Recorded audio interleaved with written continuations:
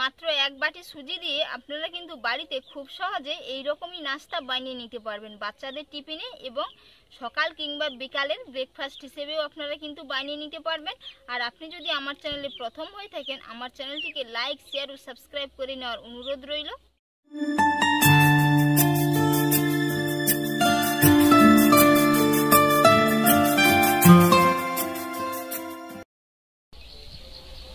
নমস্কার বন্ধুরা, প্রতিদিনের মতো আজকেও চলে এসেছি রান্নাঘরে। আজ আমি আপনাদের সম্পূর্ণ একটা ইউনিক রেসিপি করে দেখাবো। আমি আপনাদের সুজির অনেক রকমের রেসিপি দেখিয়েছি, টিফিনের রেসিপি। আজকের রেসিপিটাও পুরো ইউনিক, আর যে কেউ বানিয়ে নিতে পারবে। বাড়িতে থাকা সবই উপকরণ দিয়েই বানিয়ে দেখাবো। পুরো ভিডিওটা দেখতে থাকুন, আশা করি আপনাদের ভালো লাগবে। এর জন্য আমি একটা সুজির ডো বানিয়ে নেব। তো এই বাটিতে আমি 200 গ্রাম সুজি নিয়েছি।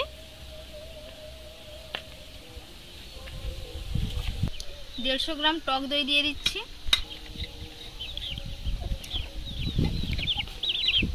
পরিমাণ মতো লবণ দিয়ে দেব। পরিমাণ মতো লবণ দিয়ে একটি ডো তৈরি করে নেব। আপনারা চাইলে এর মধ্যে চালের গুঁড়ো 4 চামচ মতো মিশিয়ে নিতে পারেন। এর শক্ত করে একটি ডো তৈরি করে নেব। তো এর মধ্যে আমি আর জল দিলাম না, দই দিয়েই হয়ে গেছে। এর বাইন্ডিংটা ভালো করার জন্য আপনারা চাইলে এর মধ্যে 3 থেকে 4 চামচ ছোট চামচের চালের গুঁড়ো দিতে পারেন। তো আমি শুধু সুজি দিয়েই বানাচ্ছি, চালের গুঁড়ো না দিয়ে।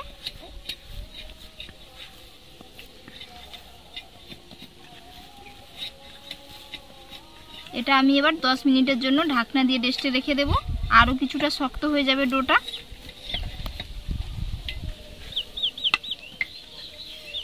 যেহেতু সুজি ফুলে ফেপে যাবে, এর কারণে ডোটা অনেকটাই শক্ত হয়ে যাবে। তো এবার আমি রেখে দিচ্ছি ঢাকনা দিয়ে। ওইদিকে রেস্টে রেখে আমি জল গরম করে নেব এগুলো ভাপানোর জন্য। উনুন জেলে নিয়েছি।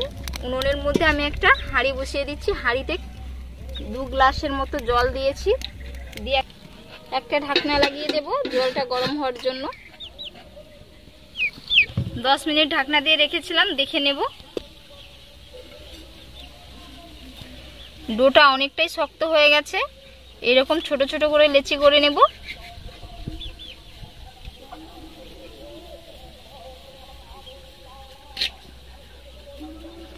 এরকম ভাবে সবগুলো কিন্তু বানিয়ে নেব।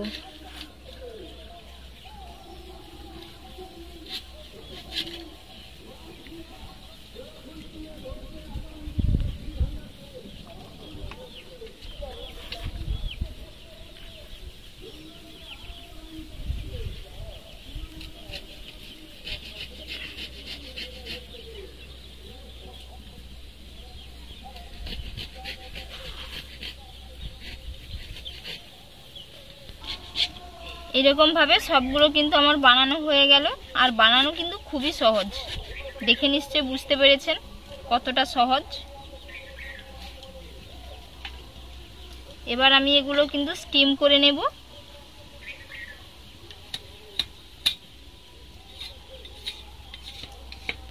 স্টিম করার জন্য ফুটো একটা আমি পাত্র নিয়েছি।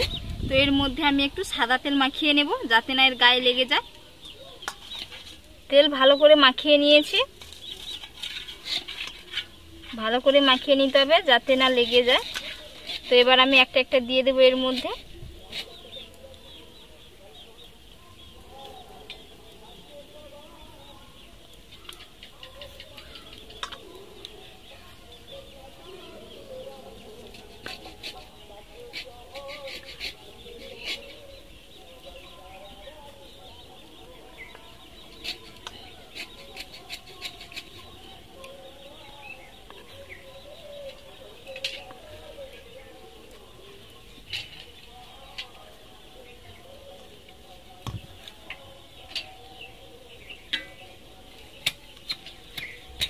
দেখে নেব জল গরম হয়ে গেছে কিনা। জল পুরো ফুটছে। তো এর মধ্যে আমি দিয়ে দিচ্ছি, দিয়ে ঢাকনা লাগিয়ে দেব। এইভাবে পুরো 7 হয়ে গেছে। ঢাকনা খুলে দেখে নেব।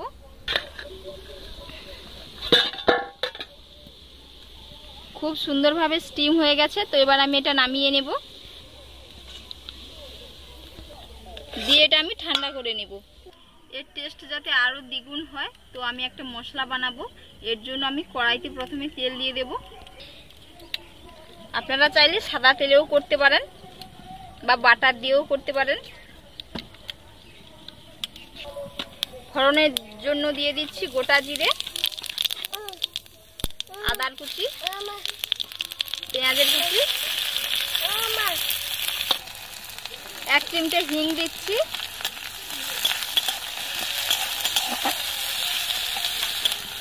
পেঁয়াজটা একটু সোনালী কালার করে ভেজে নেব।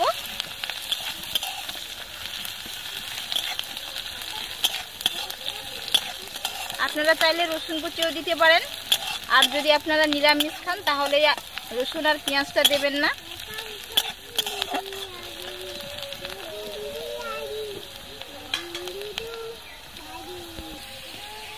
এক চিমটে হলুদের গুঁড়ো, লাল লঙ্কার গুঁড়ো,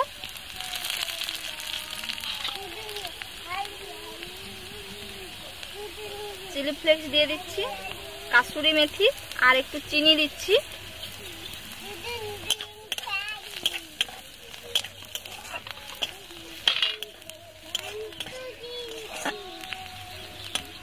এবার আমি এইগুলো সুজির যে নাস্তাগুলো দিয়ে দিচ্ছি, আর কত সুন্দর হয়েছে, একটাও কিন্তু ভেঙে যায়নি।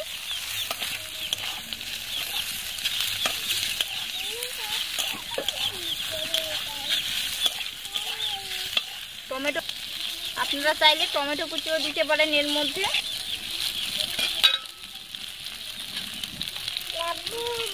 একটু চাট মশলা দিয়ে দিচ্ছি,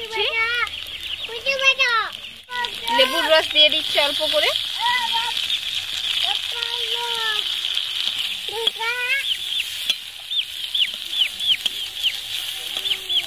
টমেটো কেচাপ দিয়ে দিচ্ছি।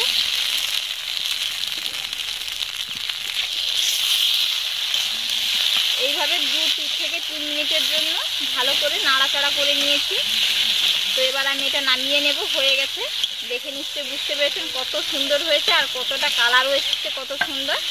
তো এর উপর থেকে একটু সাদা তিল ছড়িয়ে নেব। সাদা তিল একটু অল্প করে ছড়িয়ে দিলাম, আর দেখতে কত সুন্দর দেখাচ্ছে দেখুন। আপনারা চাইলে ধনেপাতা কুচি দিতে পারেন, যেহেতু এখানে আমি কাসুরি মেথি দিয়েছি তো তাই দিলাম না। তো এবার আমি প্লেটের মধ্যে তুলে নিচ্ছি।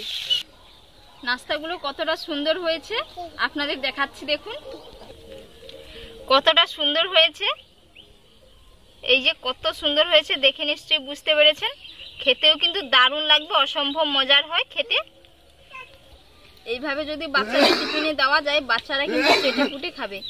তো বন্ধুরা, আজকের রেসিপি আপনাদের কেমন লাগলো অবশ্যই কিন্তু আপনারা কমেন্টে জানাবেন, এবং বাড়িতে একবার এইরকমভাবে বানিয়ে খাবেন। খেতে কিন্তু খুবই অসম্ভব মজার হয়। আর এতক্ষণ পুরো ভিডিওটা দেখার জন্য আপনাদের অনেক অনেক ধন্যবাদ।